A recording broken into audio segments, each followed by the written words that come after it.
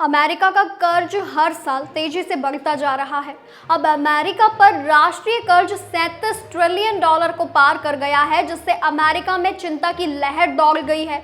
हर साल सिर्फ ब्याज चुकाने की लागत 1 ट्रिलियन डॉलर के करीब बढ़ रही है। ऐसा कहा जा रहा है कि अगर लोन कुछ समय तक ऐसे ही बढ़ता रहा तो अमेरिका का बजट भी प्रभावित हो सकता है और अमेरिका की ग्रोथ थम सकती है।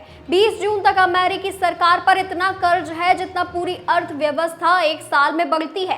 कांग्रेस के बजट कार्यालय का अनुमान है कि बड़े सुधारों के बिना 2055 तक कर्ज जीडीपी के 156% तक बढ़ जाएगा।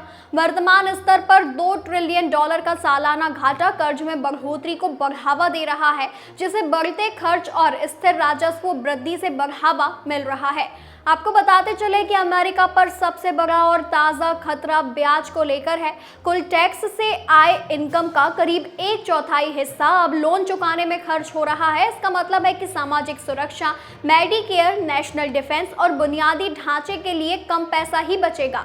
ये एक ऐसे सेक्टर्स हैं जिन पर लाखों अमेरिकी निर्भर हैं।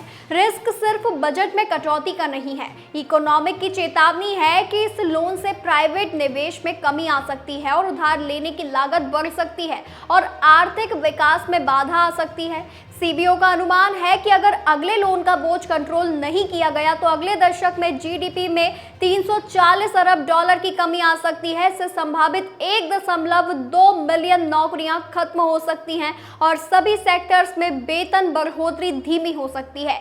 ब्याज दरों में बढ़ोतरी और नुकसान बढ़ जाता है। जैसे जैसे ग्लोबल ऋणदाता अमेरिकी घाटे के फंडिंग के लिए उच्च रिटर्न की मांग करने लगते हैं, वैसे वैसे सभी के लिए उधार लेने की लागत बढ़ती जा रही है।